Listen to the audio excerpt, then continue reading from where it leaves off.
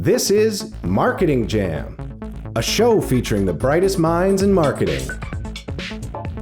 Brought to you by Canada Post. Head to canadapost.ca/insight podcast for ideas to add value to your marketing. As we get going into our show, I want to talk about SEO quickly. This whole search engine optimization thing. People are frustrated by it, confused by it, and probably not really getting the straight goods about how it works. Back when we outsourced our SEO, we were often confused when we get the reports back. It seemed like a dark art. They were rubbing some sort of oil on our websites and supposedly magic was happening. When we started using Ahrefs, it was a game changer. The reports we got, the clarity on site ranking for terms, and really the transparency and understanding between off-site and on-site SEO was really helpful. Today, for all of our clients, we provide Ahrefs reporting and use the tool to audit sites. It's the premier SEO tool, and you can have the confidence you're getting the top quality tool that provides incredible support and resources to help you with your SEO for your brand or the clients you work with. Check out ahrefs.com today. Thanks everyone for joining us on another week of Marketing Jam. I am so thrilled for our guest today. I actually am a fan of his podcast, been following him for a while. He's a legend in the marketing world. So without further ado, Tony Chapman, thank you for coming on the show. Thanks for having me. Yeah. So Tony, I know you know, the whole show could be about your journey to where you are now, but do you want to kind of give the highlights of kind of your road and in the marketing world and what you've seen? And you know, some of these kind of stories are incredible. I know people can read your bio, but maybe some of the highlights for you that got you where you are today. Well, not to worry, but I'm going to take you back to age 5, yes, believe perfect. it or not. And I had an incredible mother. One day I decided I wanted to shake the neighbors down by setting up that lemonade stand. And she made me learn about how much the lemons cost. I had to rent the pitcher. I couldn't put it in front of my lawn because it's not where the sun was. I had to go to the park.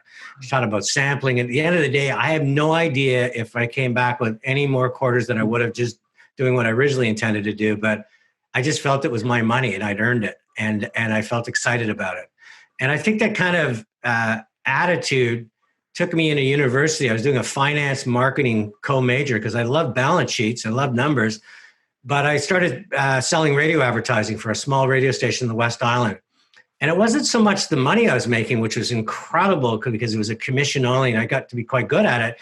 It was the magic I felt when I put consumers together with sellers. Like when a little rib shop where I walk in one night and it's opening night and people start coming in. I ask them where they hear about it. It was a radio station. I just really felt early on I found a higher purpose that if I could continue to put great content out there that created an itch and it was authentic and it was exciting. And in doing it, created commerce. I couldn't think of a better place to make a living. And that's kind of really the notes of entrepreneur lemonade stand, content, bringing people together kind of led me into the world of advertising. Wow. And tell me about the agencies you've been a part of, because I bought and sold 3 different agencies and legend, you're in the Hall of Fame. My first agency was really focused on internal audience. I produced things like sales conferences, and I got to realize how important it was for leaders to animate their vision, for cultures to become together. And that's what we did for a living. In fact, I invented a product where I took these slideshows, beautiful pieces. Christopher Plummer would narrate it. The soundtrack would say our product. I'd bring up that Pepsi logo and our people and Pepsi people. And the next week I could very quickly turn it around into a General Motors show or in those days a Nabisco show or a Procter & Gamble. It allowed me to recycle my creative platforms. And it was a lot of fun. Did it for about 10 years, sold it to a British firm. For a ton of money, and I can say that because most of that money I never saw because they went bankrupt. They got caught up in the 1992 recession. Then I decided to go consumer facing because I wanted to do something different, and that's when I started Capital C, and we had an incredible 22-year run. Won Agency of the Year, 100 Gold Investor Show awards, clients like Pepsi for an entire lifetime relationship over 2 agencies. And about 8 years ago, I sold all of that. I just felt I'd done it all. And I went on the road and to speak my mind in the media and at conferences in China and Brazil and Spain and all across North America, Scotland, Poland. And that's kind of what I was doing until I got bit by this podcast bug.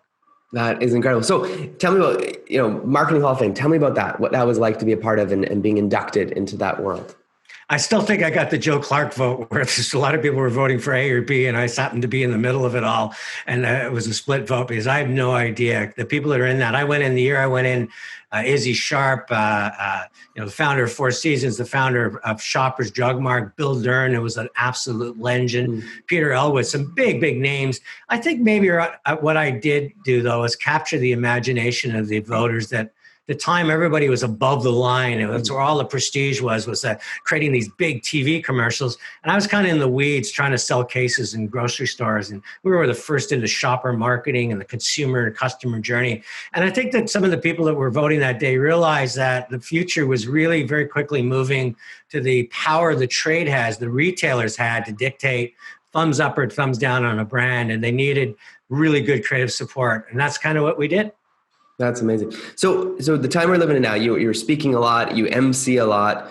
What's it been like kind of seeing events kind of slow down, kind of in-person events and big conferences not happening right now? Yeah, well, first of all, for me, which was the advantage, is I started looking at the speaking business and going, I'm an aging white guy.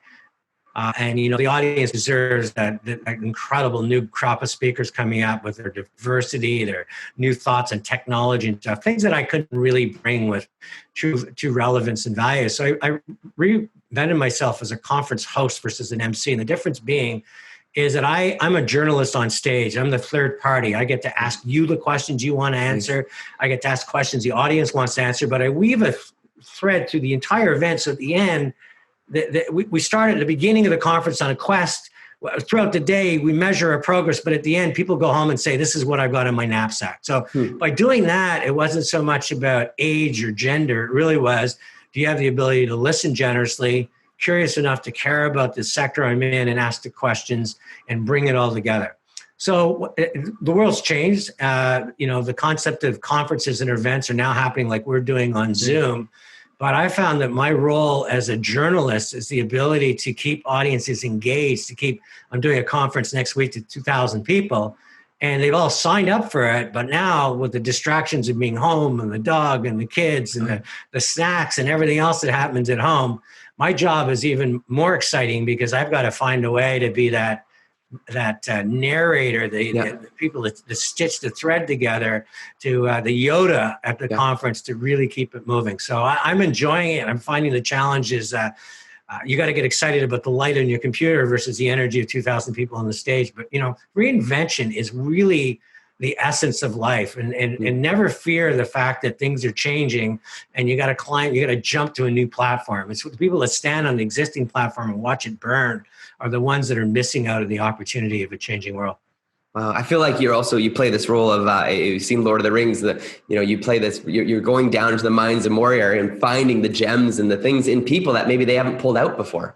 I am absolutely going to steal that because that's a great metaphor and analogy. It's finding those nuggets and polishing them, but also putting it, I always said, my mantra since day one is head, heart, and hands. Anytime you can make your ideas, your podcast, your marketing jam, head, easy to understand, heart, I'm excited about it, and hands, I'm taking that away and I'm gonna work with it as you just did. You gave me a gem that I can use because polishing those nuggets, presenting them in a way that people can relate to them.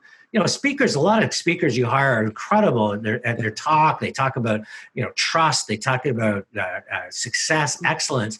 But unless you can find a way to take that and say, how does that impact that audience? What does trust mean to that person in row 3? What does trust mean to the person that just joined the culture, somebody that's 50 that might be worried about losing their job? What does trust mean to them? And if you can draw those parallels and draw that bridge, that's a good day's work. So tell me about trends that you're seeing. You've been in agency world, like, early Mad Men type days, right? Where, it was, big picture and big ideas, but you've always been a pragmatist, it sounds like. And you've always been saying, okay, how does it mix with, numbers and monetization? What are you seeing with the trends now with kind of shoppers having the power and what you said about giving people the control to be able to, decide what happens in a store or not, in a grocery chain? Massive change, and the people that respond to it are going to have an incredible creative journey. The first thing is stop trying to be the hero in your story. And I think a lot of brands in the past want to talk about how fast their network is, how great their cola tastes. And people don't care about that anymore. None of that matters unless it matters to me. The consumer's power is about two words. It's more and less. More of what matters to me. That's personal. That's not some Coke is it, Tony the Tiger tastes great. It's what matters to me, my life, my livelihood, the quests I'm on, things I'm looking for. And I want it with less friction. I want it with less effort. And if you can't give me those two, I want it for a lot less price.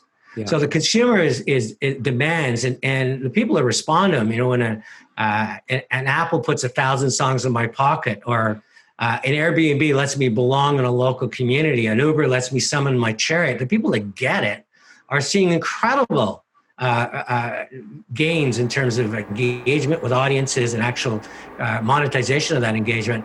The ones that don't, that still think they matter, they're the ones that are important, are really losing out. They're becoming commoditized. More often than not, prices are only tiebreaker.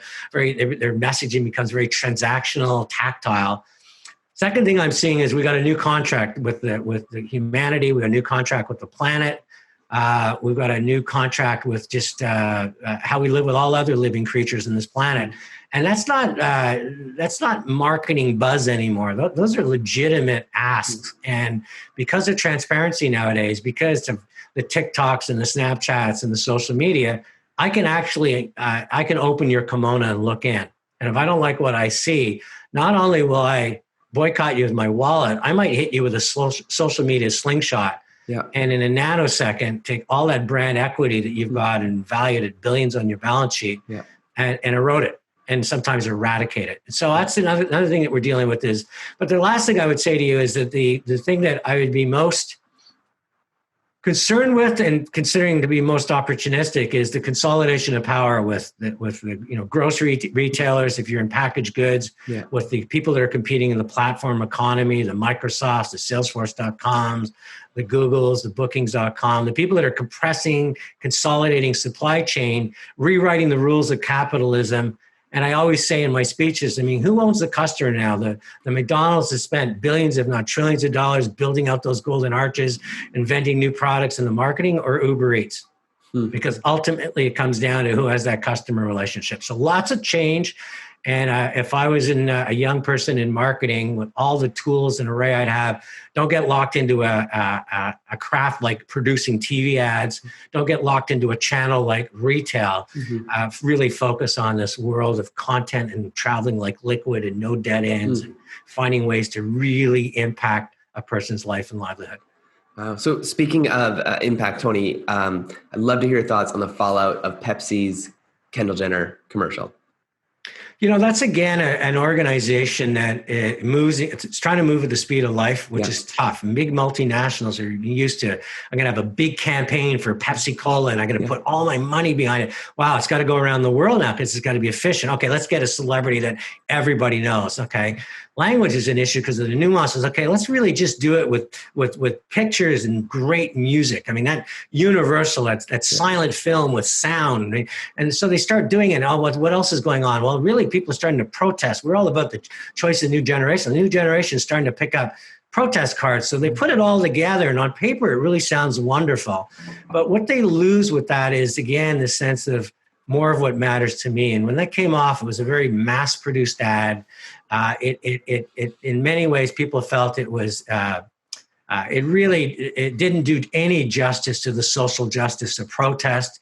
It made it look like that you could diffuse the society's issues by giving someone a Pepsi to drink. And it completely missed, it was lost in translation. And that's the problem when you're trying to do a one-size-fits-all drift net. How can I get everybody caught in this ad? Versus where I think the future of marketing is fly fishing. What matters to you is very different than matters to me. And that's not just age, it's what I value. It's the things that are happening around me. And if I can take my brain and repurpose it and say, I can help you get to where you want to go. That's where the magic is. But that's fly fishing versus drift net. But I think Pepsi just got caught in trying to be that a global net that caught a lot of consumers. Now, tell me about, you got into podcasting. I love Chatter That Matters. Tell me about the kind of impetus of that and what this show is all about for our listeners. First it was just narcissism. I love chasing microphones. I mean, that's the reason I got into doing a lot of media commentary, and I love being in conferences. But I really felt that I wanted to play with the podcast to say, how would I sound? First ones I did with Chat That Matters, which is kind of me ranting. Then I said, what I really like doing, and I started to host a lot on radio. I started interviewing people, and I really enjoyed that because it wasn't just asking, as the questions. It was drawing out those nuggets. And then when the world changed, I said, I really started to feel for small businesses, platform economy, that scale. I'm feeling for the fact that they are the heart. They not only is that their life tied up in that business, but they're also the heart of the Canadian economy, the North American economy. And it's in our collective interest to take their interest personally. So I decided to repurpose the podcast. And really, the story arc is the hero's journey. I make the hero of the story is the small business owner. We learn about their backstory, their dreams, their challenges, the obstacles they're facing, and why they're doing this quest. Why do they leave a good job and do this? Or did they lose a job after they did? We really want to understand where they are. Then I bring in 3 thought leaders and some of the top thinkers, and they do a deep dive into these stories, and they come in with these gems and really offer advice. And at the end of it, the owner gets a sense to appreciate what I had to say, to thank them. And I kind of close it all off with, here's what I learned. So it's a tight little 25 or 30 minute biography and an interception of the quest they're on, and really trying to position these experts as Yodas. I think it's, and I can say this because they're not about me, I think it's must listen for anybody, entrepreneurs, aspiring to be entrepreneurs, but more importantly, as you're going to see, we're going to migrate in the next couple of weeks, anybody that's finding themselves in this gig economy without the benefit of a guaranteed paycheck, a culture, people that they can rely on, that world, which is a world of uncertainty and insecurity and fear. I think anybody in that world is going to get a lot out of especially I think today, but even more so as we migrate away from just small business to the smallest of businesses, which is you. And tell me about kind of how it started and kind of the support that you're getting right now, and maybe where you're getting pickup from, and where you're at even advertising it at the moment. Well, so the interesting thing about Small Business Matters originally, which is my podcast, is Chatter That Matters, but the series Small Business. I originally presented it to a couple of radio stations, and CBS, which is it's not the American CBS, but Canadian broadcast sales that represents Chorus and Stingray and Rogers. Love the idea, and they said we can put sort of the highlight reel on 60 radio stations. And then we approached a bunch of sponsors, and I had a pretty good working relationship with RBC. They wanted to do something for small business. It was a great fit. It happened literally from conception of what the small business series would be in my mind, talking to the radio station, getting RBC involved was 2 weeks. And if anybody's been involved in this world, 2 weeks happens in about 2 seconds. And then we had to get to work and produce one of these every week. And then I started getting more ambitious, and I wanted to put posts out on LinkedIn to support. And then I wanted to put tuck-in videos. So there's videos of Joe Mimram and Jeannie Becker and Joe Jackman and Vicky Saunders from CEO and Murray Lavery from the CEO of EDC. So we put this all together every week. It's a labor of love. It will be although my wife says there'll never be a swan song but it will probably be my swan song, that I'll do this for as long as I still have this energy, enthusiasm. But I think it's continually moving away from the need to be, even in virtual conferences, and much more into this world where I can be positive and inspirational versus very often what I'm hearing in the media is this, and in some cases in conferences, is sort of this negative energy, this sense of impossibility. I want to be on the side of possibility. Hey, are you having trouble tracking inbound phone calls from your website or ads? CallRail gives you the call tracking you need to measure the success of your marketing efforts in real time. Discover how many calls you received from your Google ads, organic searches, social media efforts, and so much more. But that's not the only reason we use CallRail. CallRail seamlessly integrates your call and conversion data with over 700 marketing tools and platforms, including Google Analytics and Salesforce, to fuel deeper insights automatically. Start your free trial today with CallRail. I feel like what John Krasinski did out of his own office, creating some good news, gave hope. You know, I would watch it every week and almost cry during COVID. It gave me kind of that moment of hope every week. I feel like your show is that hope, that lifeline to small businesses across this country. That's the most wonderful thing you can tell me, because that's really the quest I'm on. I mean, I've been really lucky. I live a pretty modest lifestyle, and I've made enough money that it's going to see me through. So it's not about having to do something or needing to do something, but wanting to do it. And I just want to bring that.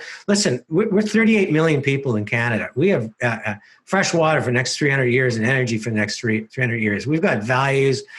Sure, there's a lot of warts, but overall, this is an incredible country to live. And I think we could be the epicenter for the new economy. Instead of just inventing stuff here and having it capitalized in the States or other countries, I think our track record of in video gaming, with Bombardier used to be Nortel, which is really Huawei, recreational vehicles, all the things that we've done in the past, I think we can recreate in this new economy. People like Sunil Sharma, Techstars, and what we're seeing with Entrepreneur First and CEO with Vicky Saunders. I mean, we're seeing some incredible energy, and that's what I want people to think about. Don't worry about what's in your rearview mirror. Don't even worry about the fact that it looks like the sky is falling. Just stare at that sky. You'll see some incredible silver linings. Put your hand up, and people are going to reach for it, because that is what made Canada great, that immigrant resilience mentality. And I think as long as we can bring it into our schools and bring it into the people graduating and the people that have capital, this is going to be one of the greatest runs for Canada we've ever seen. And how do you find those Padawans, those businesses that are looking for that advice? You know, it's interesting enough. Karuba Sankar is a guy in RBC that's just only involved in helping people, companies that with diversity, LGBTQ, Indigenous. So, and he works with these people saying, I'm going to give you a chance to compete in the big leagues. And he provided me some names. By the way, they don't put any favoritism other than they show them how to compete. And then, I was a fan of CEO, so they supplied a couple of people. Now that I'm doing it, people are coming to me with it. And I'm interested in humility and authenticity. And I'm interested in people that aren't afraid to share their vulnerabilities, as opposed to somebody that's looking for a 30-minute commercial. Because, if you want a commercial, you can turn on anywhere. If you want to realize there's people just like you that are working, 12, 14 hours a day for their life and livelihood of their family, and they can make it happen. That's the people I'm looking for. It's amazing. So podcasting, almost every day I hear about a new podcast that started and launched, and, it's this trend. But for you, what has it been like as far as the logistics of like, where do you host it, and how do you kind of follow the data, and how do you kind of see growth for a show like yours? It's interesting for me that I'm approaching it like my whole life. When everybody was talking about TV ads, I was in the weeds and star, kind of approaching podcasts a little differently. That numbers are important. We've got to host it on Libsyn. It's everywhere you get your podcast. It's Chatter That Matters. We're growing our audience. I think globally we're 1,300 of the 1.5 million podcasts in the world. So that puts us in the top 1%. But the numbers aren't what I'm interested in. It's the long tail of the content. So, Chatter That Matters is going to be taught in a Schuler class that I'm doing a lecture for next week. And the 22nd of September, I'm talking to a book club that's really interested in some of these stories of women entrepreneurs. And I can also talk about storytelling and how the two of them work together. Women Business Organization, Women in Grocery. A lot of these associations now are saying, hey, can you come in and use your skills in terms of talking to our audience, but let's study these podcasts and use the combination of the two. So, and then the final thing is I have the most incredible partner in RBC, because again, their only ask was don't make the story about them, make it about the small business owners, but they can circulate this to hundreds of thousands of people. And, Devinder Gill in BC, I'm going to put on a session with all their branch managers. So the long tail of this content, I'm going at it very differently, that I want every entrepreneur in Canada, I want every business school teaching entrepreneurs to listen to this content, not because it's about me or that I'm going to get paid any more for it. It's really because I think it matters to them, to the individual, and it matters to the Canadian economy. So that's all I'm focused on. I'm really growing my podcast. I'm not interested in a Joe Rogan play where I'm going to sell this one day to one of the platforms. I want to make it out available to anybody and as commercial free as we make it right now. Yeah. So you've seen the trends over the years from, TV to radio to, out of home. Why are podcasts so popular right now? Why do you think it is? I think that their stories and to me, those that know how to tell the stories have always ruled the world. I mean, we waited in villages for the person that managed to find their way over that mountain to find out what was happening on the other side of the mountain, or telling us about this city called Rome with the marble.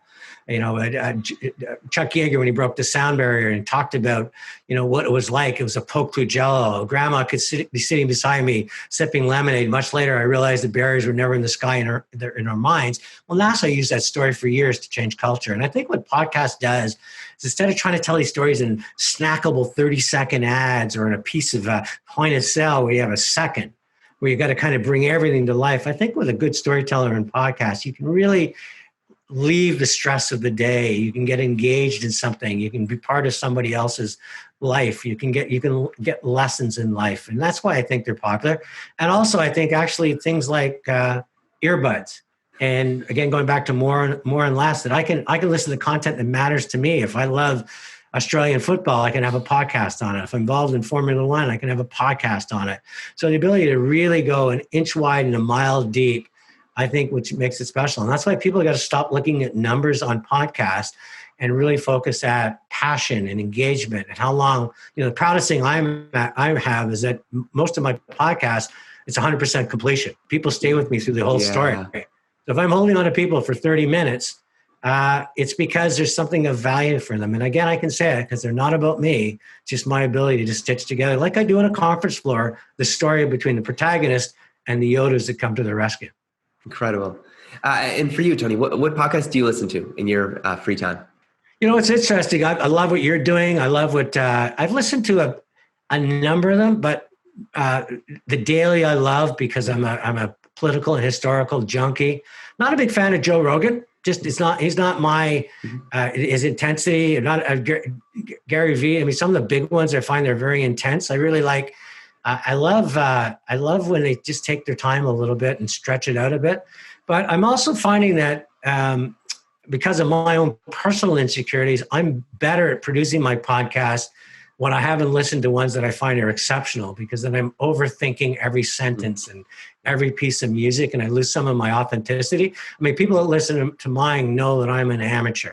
These are from the heart. They're not, I don't have like the 22 people that the Daily puts in their credits producing this stuff. So rather than trying to compete with that, I try to just put out, the Tony Chapman that sold lemonade at age 5, hustled radio advertising, putting himself through school, and sold, was worried about selling cases of Tide when everybody else was so in the sexy world of producing Tide ads. That's kind of my podcast, a little blue collar. Wow. So Tony, you and I, we both speak at events. We've been at conferences. You've got an agent, and we've been at these events.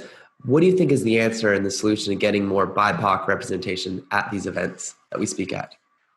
Those two things. One, people have got to remove some of their biases and what is the, and realize that diversity is an incredibly important part of us learning, our curiosity and our ability. So second thing is, though, and this might challenge a bit of your question. I'm a belief that all lives matter. Yeah. And I think that I wouldn't want to get a gig for any other reason because I'm the best at delivering it. So I would say to the people that are coming up saying, we'll do our part to open people's minds to listen generously what the message you have to offer, but never get on that stage because you happen to fit a paint by numbers. Get on that stage because you're going to make eyes shine and hearts beat, and you're going to get a standing ovation. You're going to tell the stories of where you came from, but more importantly, why do they matter to the audience in context to where they come from? And when you start bringing those two together, that's what the fusion of culture is all about. And I think that's going to be the key. So we'll do our part, you do your part, and you'll see that it is going to be a poke through Jello, and the barriers were never in the sky, but all in our collective minds. So who gave you your first speaking opportunity? That's how I built my agency, because I came up from when I came up to Toronto from Montreal, I didn't have a network. I didn't go to UCC. I didn't go to Western or Ivy. So I started having to really think about how am I going to stand out? A lot of it was writing, thought leadership. I never talked about the agency. I talked about what I think matters and how, what does it take to engage an audience? And the next thing you know, people say, well, I like what you have to say. And I went into boardrooms and you just come and present to our senior management team. And I started with sort of 10 people. And next thing you know, it was, I was on a panel or moderating a panel, starting doing keynotes. I remember my first keynote was, I still shiver how bad it was, but you get up there and you put yourself out.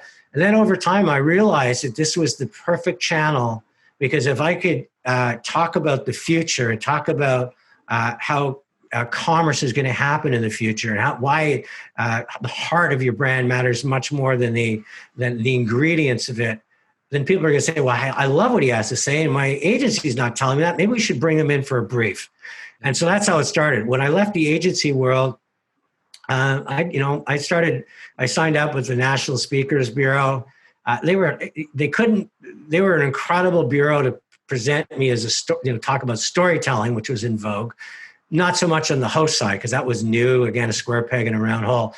But I just started doing it, and then I just became, I'm a good packager of my content. I started putting it out there and started showing little clips of it. And one thing led to another. And again, I feel for the speakers, especially today, that are doing it because they have to do it, because they depend on that income, versus the freedom I had that I wanted to do it. And I could be really selective at the kind of content and audiences that I know I would add real value and relevance to. And when you do that, I think the word of mouth travels, and somebody say, I heard you at the real estate conference, and so on and so on. So if you could go back and back in time, the DeLorean shows up, you jump in it, you go back in time to when you're 5 years into running your agency, what advice would you give 5 years into the agency, Tony? Hire people that are different than you. Understand your strengths and embrace it, and hire people that have the strengths and where you're weak. So that's the first thing I would tell myself, is I tried to surround myself with too many Tony Chapmans and not enough people that would stand up and oppose me. Yeah. Okay. Let me start that again just to make it easier. Yeah. That's a great question. And the first thing I would do is I talk to Tony Chapman about talent. Don't hire people that are in your own image. Hire people that really have strengths and where you're weak, so they can focus on what they do really well and frees you up to focus on what you do really well. And in some cases, I did that exceptionally well with people like my first employee was a chartered private accountant. And other times I made some mistakes. Second thing is always stay humble. We had a lot of early success, and I really started drinking my own Kool-Aid. And it was only when the company I sold to went bankrupt and I had to reinvent myself sitting in the reception desk of an art studio that I realized I'm not the one that's important in this story. It's the people that work for you. It's the clients that depend on you. And I think I would have liked to see more of the humility I think I got later in life in a younger Tony Chapman. And the third thing is work-life balance. When I was the first 10 years of my agency, all I did was work. It's when I started my new agency, when I had young daughters, that I kept it to under 20 people. So for 10 years, I could walk them to school and be their dad. So I didn't know that with the first 5 years. I kind of learned that midstream, and I think that's it's just, again, life lessons you get along your way. And walking your daughters to school, is it worth it? Oh, the best thing. I tell you, my best friends are my daughters. They're the most lovely. One works for Accenture in London, England. One works for Apple in San Francisco. So I don't see them a lot, but when I see them or even talk to them virtually, we have a great relationship. They're the proudest things I've ever done, and proudest moments has been just a dad. And I would say to people, invest in your children. If you listen to my podcast, interesting enough, time and time again, the entrepreneur that's succeeding is because I used to go to work with my mom or dad. Huh. The one this week is, I watched my dad do 3 jobs. I was a latchkey kid. Yeah. Did you ever resent it? No, I learned so many incredible lessons in life. I'm so proud of my dad. So be the parent that says, not everything happens on Facebook or TikTok. It really happens through personal experiences. It's incredible. And all your years of experience working with Pepsi and Dove, et cetera, all the brands that are listening right now who have maybe 1, 2 to 5 agency relationships, What's your advice to brands to have a great agency brand relationship? What would you say to them if you could? We've lost trust, and brands have lost trust with retailers, and the whole supply chain has lost trust in each other. So every link is trying to be a fortress. And I think the beauty of great relationships, I think in my days with Unilever and Pepsi and Kraft, when we built Kraft Hockeyville, we trusted each other. We cared about each other. We hung out together. It wasn't worried about the shoe's going to drop the next day and you're going to lose that account, or we're not going to pay you for 160 days, even though you're paying your employees every week. We built it on trust and goodwill. And until that comes back, I think it's one of the most toxic environments. I feel so sorry for the people who just love to create, make magic, bring those buyers and sellers together like I used to do on radio. Yet they're doing it in a climate which is really about me versus we. Okay. That's great. And those that are selling radio right now and selling newsprint ads, what's your advice to the kind of sellers of kind of content pieces or kind of like real estate online or in radio? The world's changed, and it's really tough to be in media that's not about immediate transactions. Yes. So when I'm looking at radio and I'm looking at television, what I would be doing is going to every brand and saying, you need to also show at the top of your funnel empathy. You got to show about how you care about humanity and the planet. You're not going to do that with a mobile ad. You're not going to do that. You're going to do that through long form content like podcasts. You're going to do it through television and radio. And if I was in those mediums, all I would be focusing on is showing the heart of the brand versus am I the best one to sell cars? Because sadly, you're not any longer. You're the best to sell the car brand. You're best to sell why Volvo essence is safety. But in terms of that deal of the week, that world has left you by. Wow. That world has passed you by. Yeah. Oh man. Tony, favorite apps that you can't live without day to day? I love apps that help me get to where I want to go. I'm a huge fan of Waze because when I'm driving, it takes away all the stress and really improves my odds of getting to places. Yeah. I'm a big fan of booking.com because we love to do spontaneous road trips. So at 4:00 in the afternoon, we know how far we've gotten. We know where we got to go. And we're often traveling with dogs. So the filters make it really easy. Obviously the Spotify's of the world that puts millions of songs in my pocket, the Netflix that put content, anybody that helps me get to where I'm needing to go and gives me more of what matters, less friction, I'm a fan of. The apps that just are there because they feel they've solved a problem I don't have. Sometimes I download them, very rarely I use them, and more often than not, once every couple of months I delete them. Yeah, no, it makes sense. Tony, it's been such a joy and pleasure to have you on the show. Where can people find you? Where can they go to discover your show?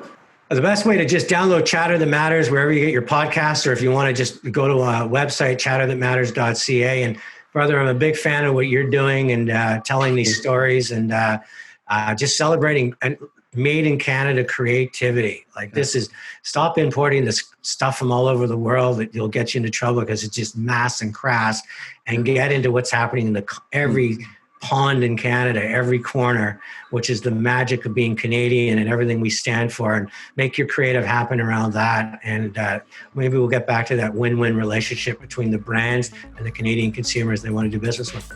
That's awesome. Thank you, Tony. Thank you. Thank you, man. Thanks everyone for joining us this week on Marketing Jam, and we'll see you next week on The Jam.